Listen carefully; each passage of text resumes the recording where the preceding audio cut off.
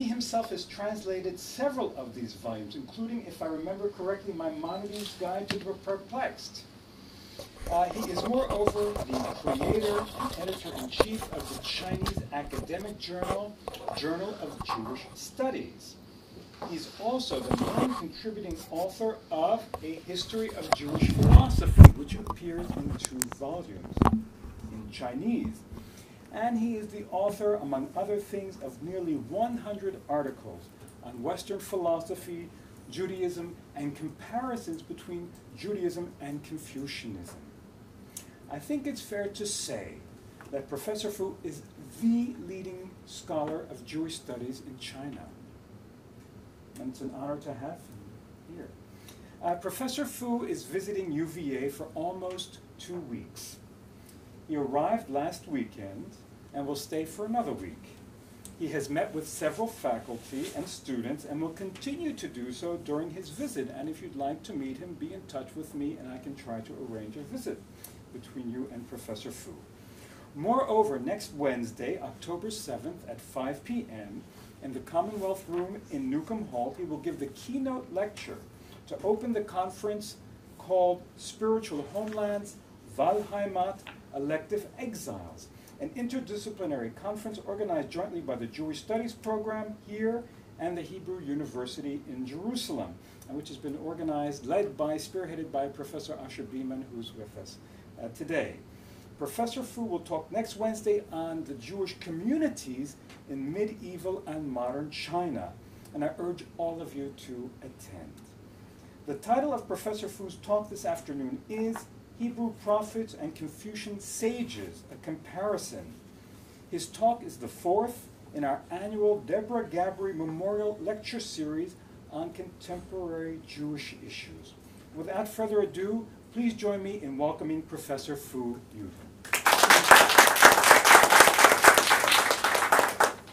Thank you very much, Professor Gabry for your invitation and for your introduction. Good afternoon, distinguished professors and dear friends. It's my honor to be invited to give a talk about the Hebrew prophets and the Confucian sages. Some years ago, I published a paper entitled Jewish Prophet and Confucian Sages in the English journal Jing Feng in the Chinese University of Hong Kong. But I did, in the past week, I revised a lot and changed a lot for this special presentation today. I take this lecture very serious, and so I revise it again and again. I don't want to. So I just want to read the presentation, to save some time for further discussion. I really need your criticism and comment after my presentation. So I believe the comparative study between Hebrew and the prophets and the Confucian sages is a fairly good approach to bridge Judaism and Confucianism and promote mutual understanding between the two peoples, because the Hebrew prophets or Confucian sages were the founders and the early defenders of their own tradition and fundamentally impacted the history of two civilizations.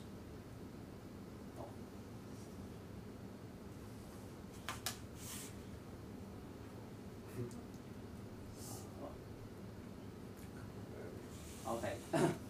The prophets' definition and the leading figures.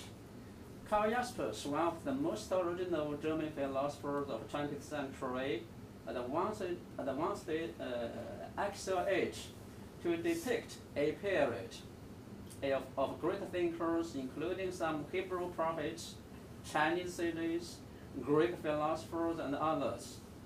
It is true that the prophets, sages, and the philosophers in that age were the greatest thinkers who pushed forward human civilizations to a summit.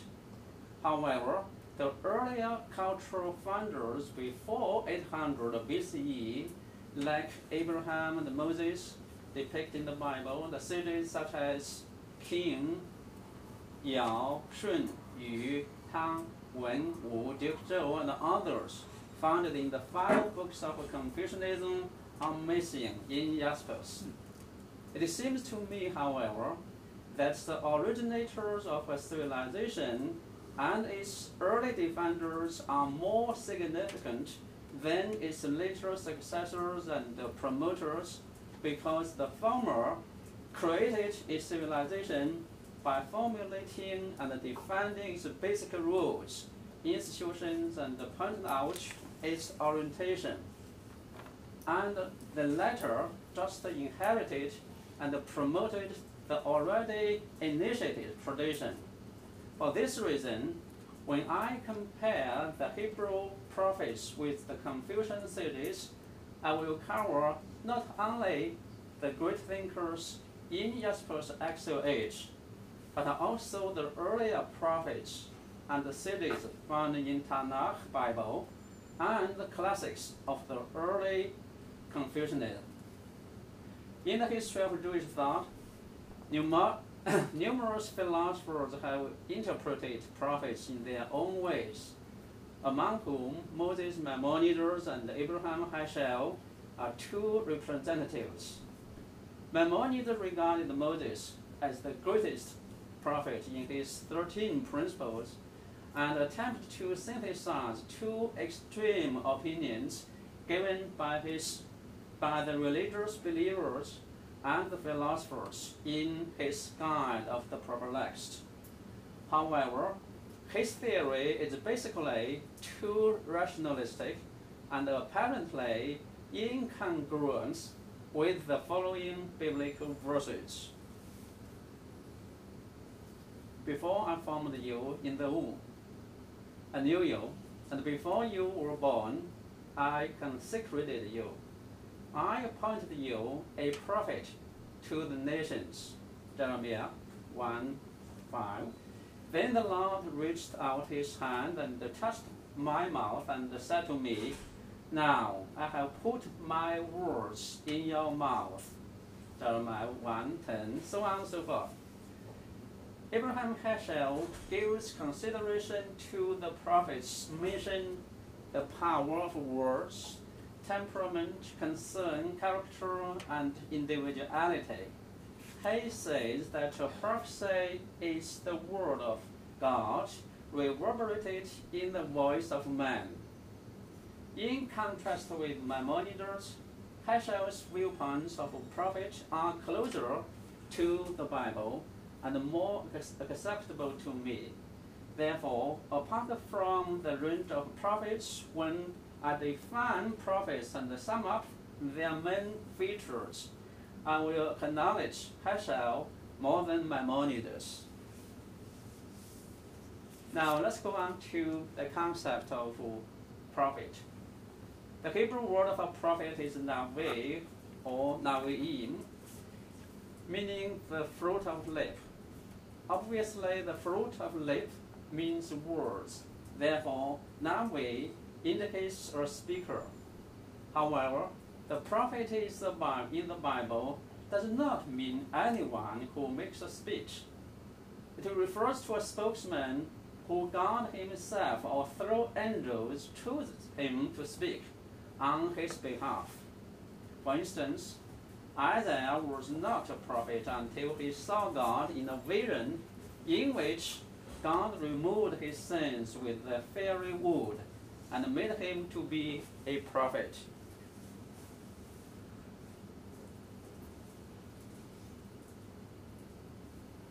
On the basis of the biblical verses concerning prophet and the Encyclopedia of Judaism, we can sum up the following 4 features of a prophet. First, a prophet is bestowed with divine gift and therefore could receive the divine revelation and became a charismatic person. Second, a prophet functions to transmit the divine message to the common people. In this sense, he is God's spokesman on earth. 3.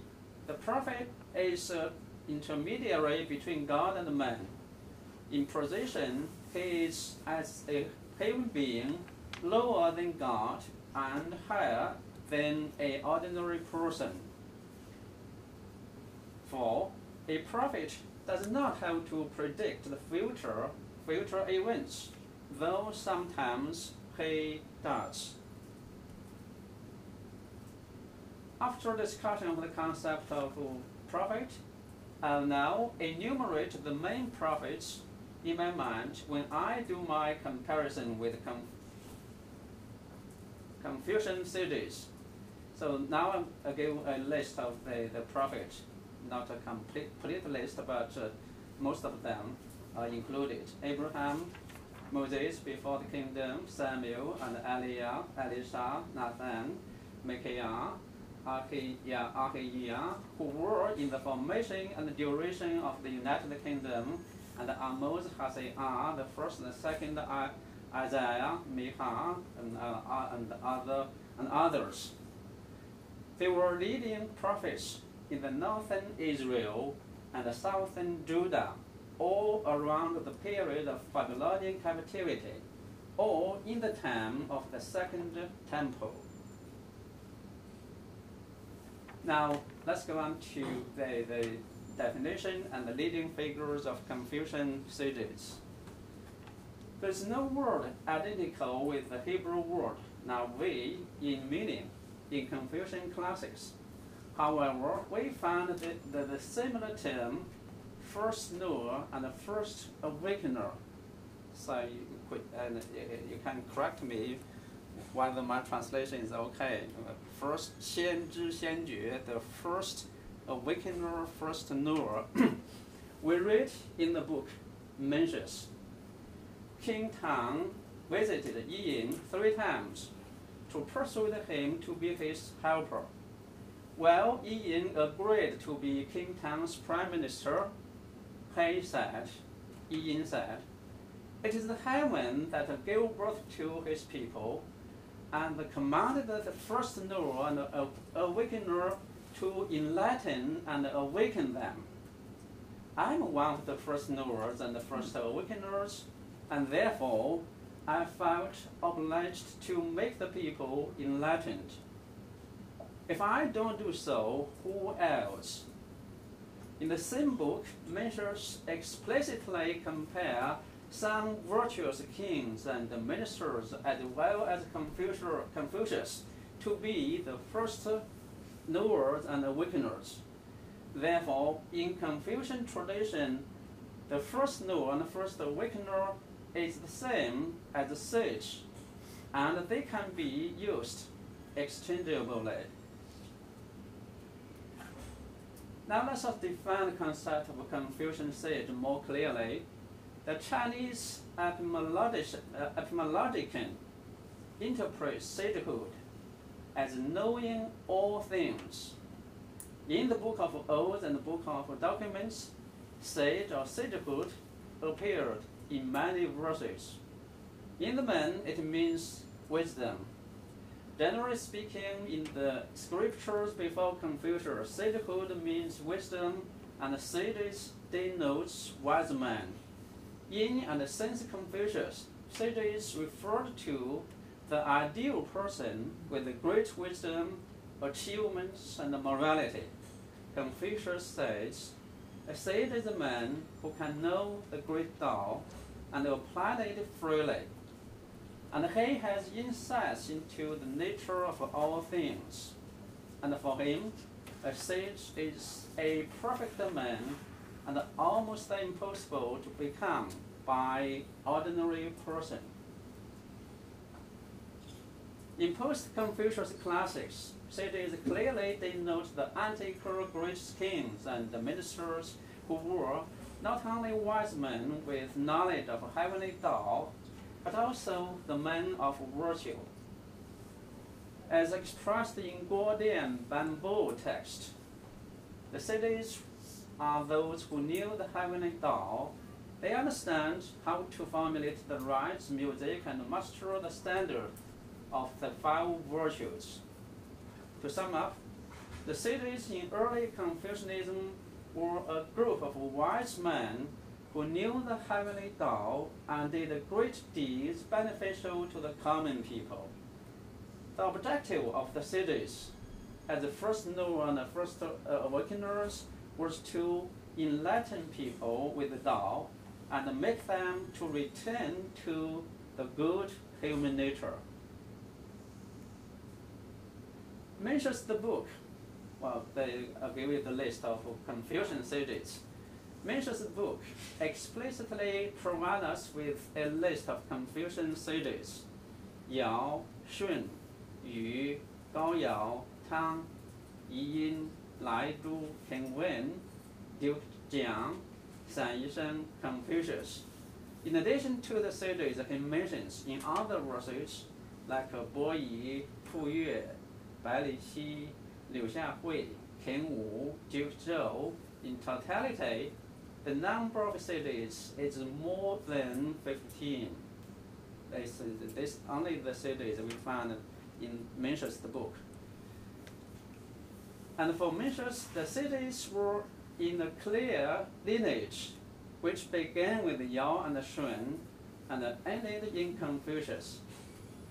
All of them were either sagely kings or high-rank officials with great wisdom, merits, and virtues who lived in the formative period of Chinese civilization. Similar to the list of Hebrew prophets, the team of Confucian cities seems strong.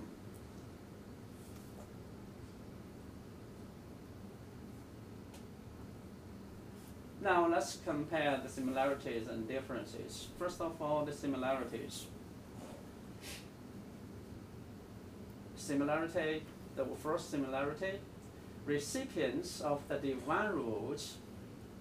We learn that both prophets and the cities received the law or rules from the Supreme Being, God in Tanakh, the Bible, and August Supreme Heaven in early Confucian scriptures, a different expression of the same heaven or Lord.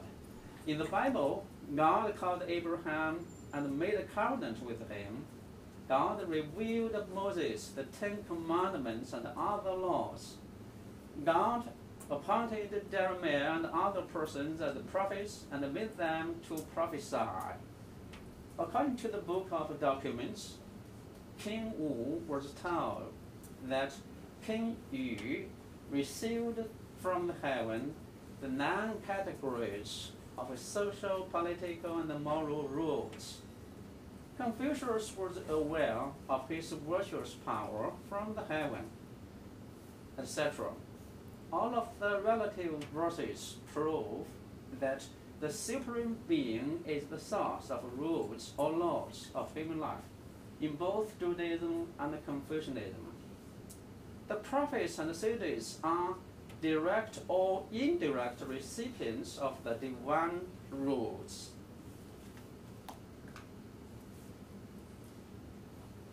Second, transmitters. According to the Hebrew Bible, the prophets were the spokesmen of God on earth, and their mission was to proclaim the divine words to the Israelites in order to guide or regulate their lives. In early Confucianism, the cities of first awakener, first knowers functioned to educate the ignorant people and let them understand the heavenly Tao and behave morally. 3. Intermediary between the divine being and humanity. By proclaiming the divine laws or enlightening the ignorant with the heavenly mandates, both the prophets and the cities bridged the people of God or the people and heaven. In other words, both prophets and the cities functioned as an intermediary between the supreme deity above and the common people in this world. 4. Founders and defenders of each civilization. Historically, the earlier prophets and cities played a role as founders of Judaism or Confucian tradition, and the later generations of them served to success. And they found established traditions. In the Bible, Abraham made a covenant with God and laid a foundation for the monotheistic religion. And Moses received the divine Torah and functioned as the founder of Judaism. The late generations of prophets like Samuel, Jonathan, Amos, Isaiah, Ezekiel, Jeremiah, and others, they founded or upheld the Mosaic law and the covenant between Israel and God by either rebuking the king's wrongdoings or condemning moral degeneration and the corrupted practice of the people, or denouncing the people's perversion from Torah, or giving warning of destruction of Israel, and appealing to justice and righteousness. All they did aimed to defend the law and avert perversion from justice and righteousness. The Book of Documents informs us that the cities Yao Shun, Yu, Gaoyao formulated the lunar calendar, 4 seasons and the farming times of sowing and harvest, constituted criminals and penalties. The basic 5 human relations and virtues practiced the institutions of crown, abdication, and inspection tour, unified the measures of length and weight, created music and sounds to harmonize the relation of heaven and man and social classes. On the basis of tradition, Duke Zhou reconstructed a full system of rites and music, including succession of royal power, hierarchy of society, music, and etc. As the last and the greatest sage, Confucius succeeded the preceding social and ethical systems and considerably developed them by teaching students, compelling and abridging the classics in his time. He is depicted as the sage who comprehensively inherited the wisdom from the past sages and transmitted the ancient civilization. From the analysis of the similarities between prophets and the sages, we have realized that both are in the same level in personality and functions. That is to say, God in the Bible and heaven in early Confucian classics were regarded as the highest deity and ultimate being. In the light of the Bible or the early Confucian scriptures, the prophets or sages respectively received the divine commandments or rules and disseminated them to the people. Religiously speaking, they are in the same level and paralleled in both traditions. As Rowley says, the Chinese sages are prophetic figures no lower than the Hebrew prophets.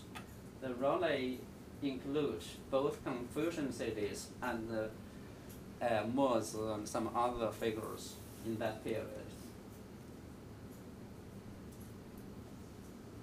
Now, the differences between the prophets and the sages. First, divine words versus human words. The prophecies are considered as divine words in the Bible, whereas the teachings of the sages are believed to be human. In the Hebrew Bible, we frequently read, "The Lord said to Abraham," "God said to Moses," "The Almighty said," "The Lord said so," so on and so forth. These expressions indicate that all prophecies were divine words, no matter the prophets received them in dreams or visions. In other words, the biblical verses show that God reveals himself to prophets simply in words. In the early Confucian classics, however, we are told that the sages' words are human. For example, in the Book of Documents, we read King Yao said, Shun said, King Tang asked, Gao Yao replied, etc. In the Analects of Confucius, we frequently meet with Confucius said, the poetry said, etc. We have never seen such expressions as the heaven commanded, the august heaven said, the supreme heaven said. No such expressions in Confucian classics at all. So all the words concerning rules and laws of human life were not directly derived from the heaven, but from the precedent or contemporary sages. In Confucian tradition, the sagely words certainly conform to the heavenly Tao, but not directly given by heaven. This is the very important difference between the prophets and the sages.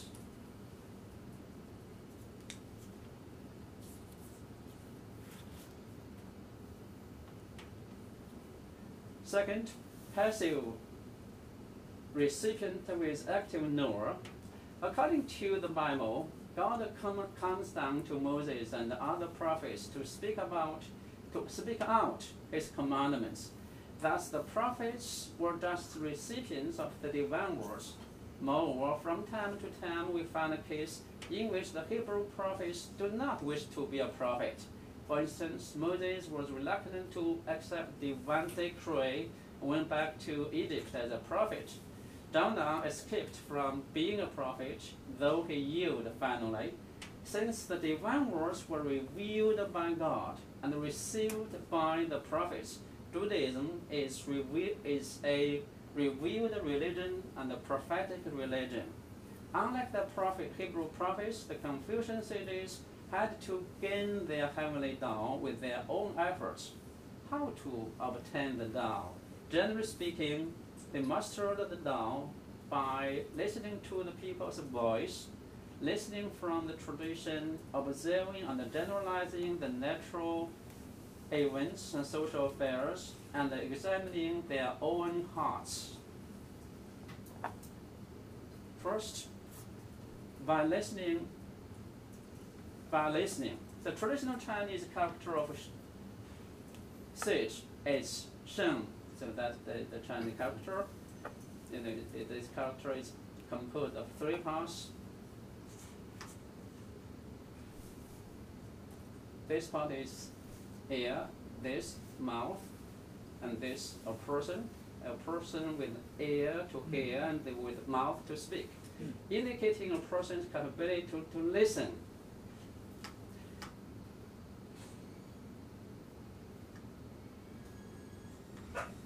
The Guardian Bamboo text states that a sage is a person who knows the heavenly Tao by listening. Confucius also said, I would rather die in the evening if I could hear the Tao in the morning. From whom, from where to listen? From the people and the tradition. The Book of Documents states, the heavenly wisdom is derived from the people's wisdom. The heaven listened to what the people have heard. The heaven sees what the people have seen. From this citation, we can learn that the later generation of sages mainly heard the Tao from tradition passed down from the previous sages. That's why Confucius said that he is a transmitter, not an innovator. He transmitted the words of Yao and Shun. He disseminated the ideas of King Wen and King Wu. Second, by observing and generalizing the natural phenomena, natural and social phenomena. We are told that Yao named the 4 seasons and worked out the calendar and the farming time. The author of I Ching drew divinity symbols from the natural phenomena and the human body. to disclose the human fate or life secrets by interpreting them with the change of yin and yang.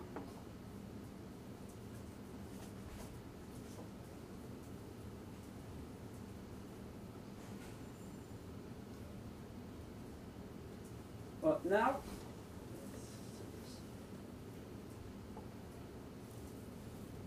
now that a person could become a sage by listening to the people's voice, by learning from the earlier sages, or by observing and examining external and inner heart, everyone could I think we missed one page.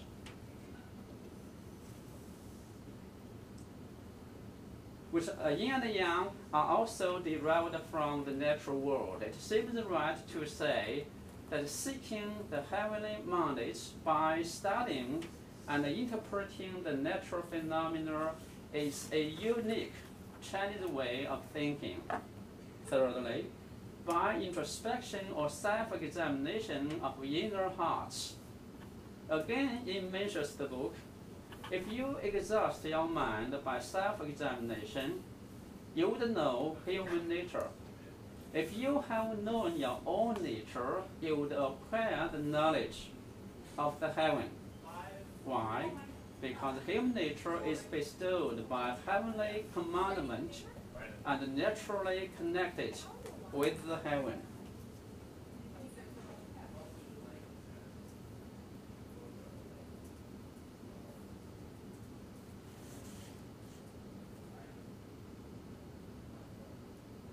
Now that a person could become a sage by listening to the people's voice, by listening from the earliest sages, by observing and examining the external world and inner heart, everyone could theoretically become a sage, like Yang Shun. Or, as the other philosopher says, everyone in the street could be a sage in principle. In short, unlike the prophets who directly receive the divine revelation, the divine words, the sages in early Confucianism mastered the heavenly Tao by their own constant cognition. In other words, they obtained the Tao in a way similar to a philosopher's. They are parallel with the prophets in the sense they knew the heavenly Tao and transmitted to the ignorant. The sages also reached the level of a philosopher because they knew the heavenly Tao through their own cognitive strides, as the philosophers acquire the principles of the world. In this sense, the sages are not only prophets, but also philosophers, or philosophical prophet, or prophetic philosophers. Social rules, critics versus constructors or defenders. Some prophets like Abraham and Moses were mainly constructors of the religion and institution, or creator of the religion and institution. However, a good number of the prophets after Moses played a role as social critics. They strongly criticized all wrongdoings and the corrupt society, no matter who are concerned with. They represented the interests of the common people and the social conscience. The purpose of the prophets was to defend the divine law and uphold social justice and righteousness. For instance, encouraged by the divine words, Prophet Elijah went to King Ahab and condemned him for killing Naboth and taking possession of his vineyard.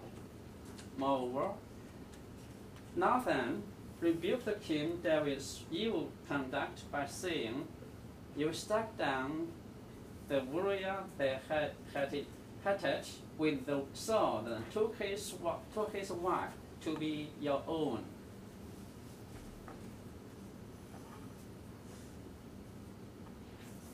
Again, Isaiah criticized the sinful nation of people with the guilt of brood of evildoers, children given to corruption, they have forsaken the Lord. They also want the threat of the destruction of the state and the homelessness of the people. Unlike the Hebrew prophets, the Confucian city's task was to sustain the existing system of government, the rights and the hierarchy in society. Of course, not all of the cities never criticized the evil phenomena. King Tang of the Shang Dynasty and King Wu of the Zhou, while mobilizing their army to revolt respectively against the preceding Xia and the Shang, they fiercely condemned the earlier kings for their evils and the sins against the heavenly Tao. Similarly, Confucius also reproached the heavy tax imposed on the farmers by a complaint saying, "The stern policy of a Scot is more ruthless than a tiger."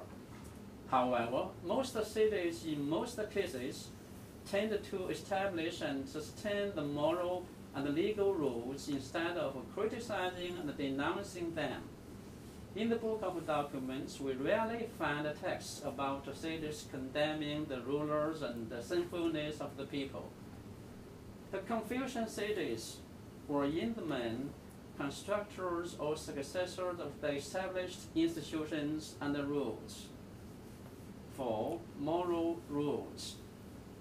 Non-perfect persons versus ideal men of morality. As far as I have learned, no biblical verses explicitly or implicitly take moral perfection as a condition for a prophet. Generally speaking, the Hebrew prophets were good in character, but not perfect, not necessarily perfect. And the Bible does not emphasize the moral quality of the prophets. In contrast, the Chinese cities were depicted as ideal men of morality. They were not only the wise men who knew the mandates of heaven, the constructors of the natural and the social rules, but also the models of morality and the proprieties. Regarding Yao, Confucius praised him as the only person who could follow the example of heaven. Shun is described in the documents as a filial son who even gave up his kingship to protect his sinful father. He was adored as a model of filial sons. It is said that Duke Zhou took 3 interruptions in the meal to welcome the man of virtue, and therefore he was considered as the model ruler. Similarly, stories could be found frequently in the Confucian classics. In Confucian tradition, 君子, true gentlemen, superior men, the cities are the 2 types of ideal persons for the people to imitate. The cities are nearly perfect in morality and very hard to attain in reality. Now, the concluding discussion. So far, we have found out the main similarities and differences between the prophets and the cities, depicted respectively in the Bible and the early Confucian scriptures. Theologically, they were similar in claiming to be recipients and transmitters of the divine commandments or the heavenly Tao. Sorry, it's the wrong spelling.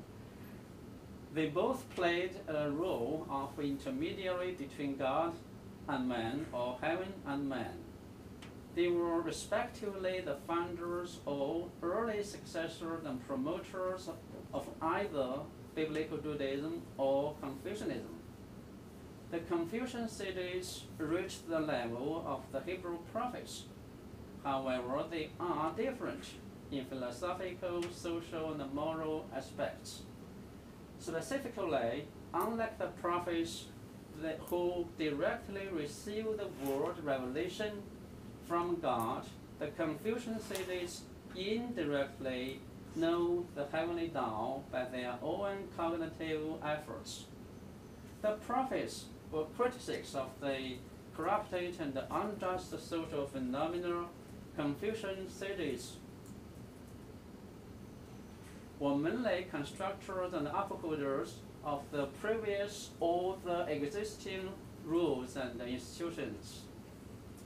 The prophets did not have to be morally perfect, like the cities who were emulated as the ideal men of virtue. Now let's explore why the Confucian cities acquire the heavenly Tao by listening to the people, learning from the tradition, observing and reflecting the external and inner experience, while the prophets need not. Since the deity in Judaism is a speaking God, the prophets could directly accept his words without need of a process of human cognitive strengths. This is the key factors which make distinction between Judaism, Hebrew prophets, and the Confucian cities. In contrast, however, there is no speaking heaven in Confucianism. On the contrary, we are told clearly that the heaven does not speak. In the Analects we read that heaven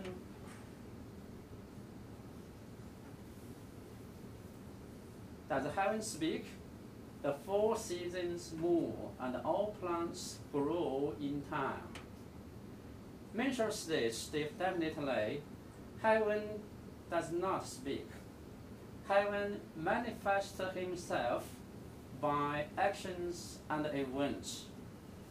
Obviously, the cities were not able to receive words from the speechless heaven. They had to acquire the Tao with their cognitive faculties. In a word, the speaking God in the Bible and the speechless heaven in the Confucian texts is the key factor to determine the prophets and the cities and distinguish them from each other. These theological and epistemological differences are closely linked with other differences between them in the social, political, and moral rules. The Bible describes the political system of divine laws, theocracy in ancient Israel, whereas the early Confucian classics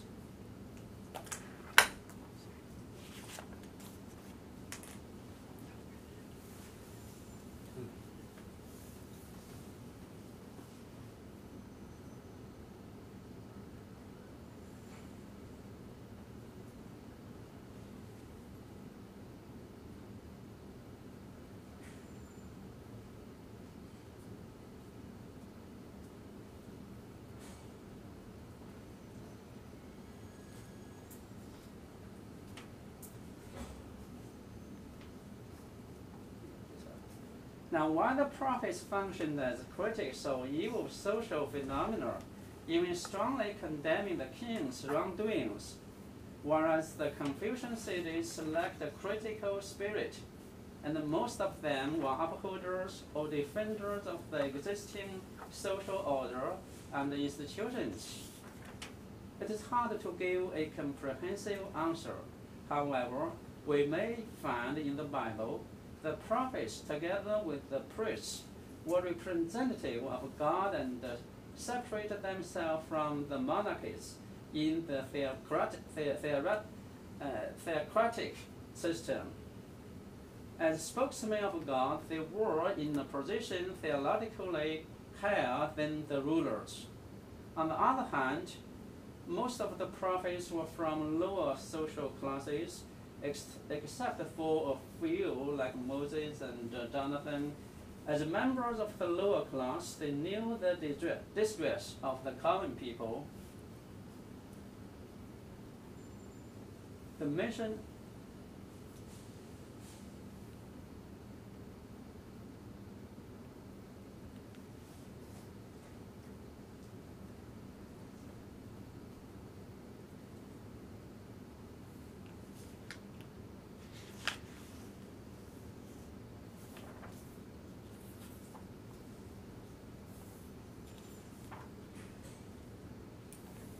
In a word, all of the cities were in or alongside with the ruling class. I think it's very too flexible.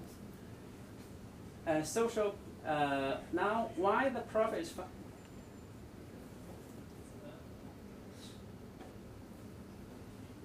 In a word, all of the cities were in or alongside with the ruling class.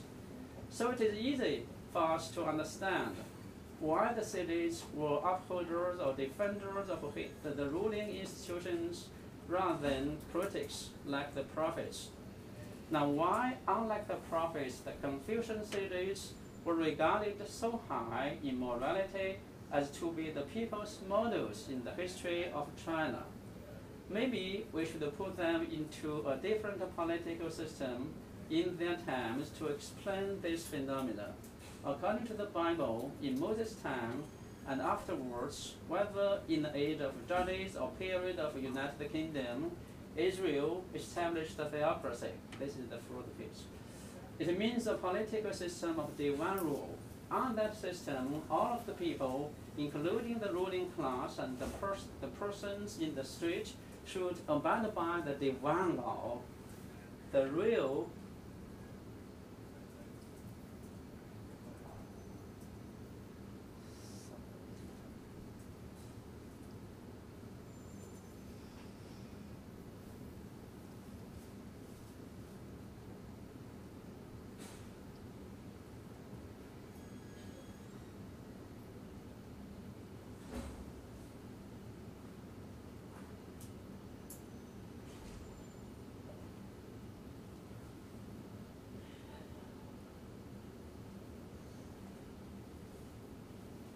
the mission of the prophets were to, this is too flexible. I can't control it very well. I mean, the key difference the factor to distinguish Hebrew prophets and Confucian sages is that in Judaism, heaven. That heaven is a speaking, God is a speaking deity who can speak to Moses and some other prophets, so the prophets can receive the divine words directly. In Confucianism, however, there's no such a deity. We can never find any verses in Confucian classics that heaven speaks. All the texts, as far I learned, saying that heaven doesn't speak. If heaven doesn't speak, how could a man, even a sage, could learn from him, could receive revelation or words as the Jewish prophets did? So that is the key difference, the element to distinguish Hebrew prophets and sages. The differences also closely connect with the political system in ancient Israel, as described in the Bible, from the time of Moses and afterwards. The system is a theocracy. In this system, prophet and the priest were representative of the divine law, the divine power, and the king represented the secular power. They separate each other. So the prophets were in a position to criticize the kings, criticize everybody, even criticize the kings, because their mission is to succeed and defend the divine law. And for some other reasons, like most of them were from the lower class, from the ordinary the people, and they felt obliged to condemn the corrupted society and the evil phenomena. However, in Confucian tradition, the early period of Chinese civilization,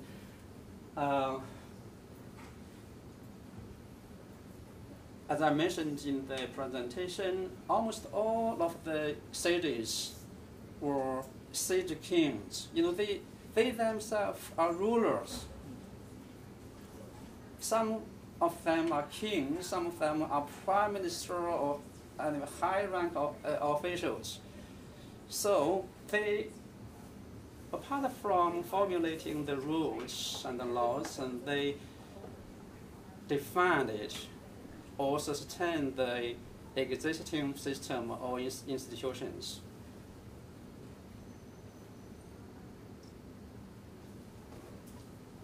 And theocracy means the rule of divine law, but in China, ancient China is not a system of law, it's a system of human being or rule the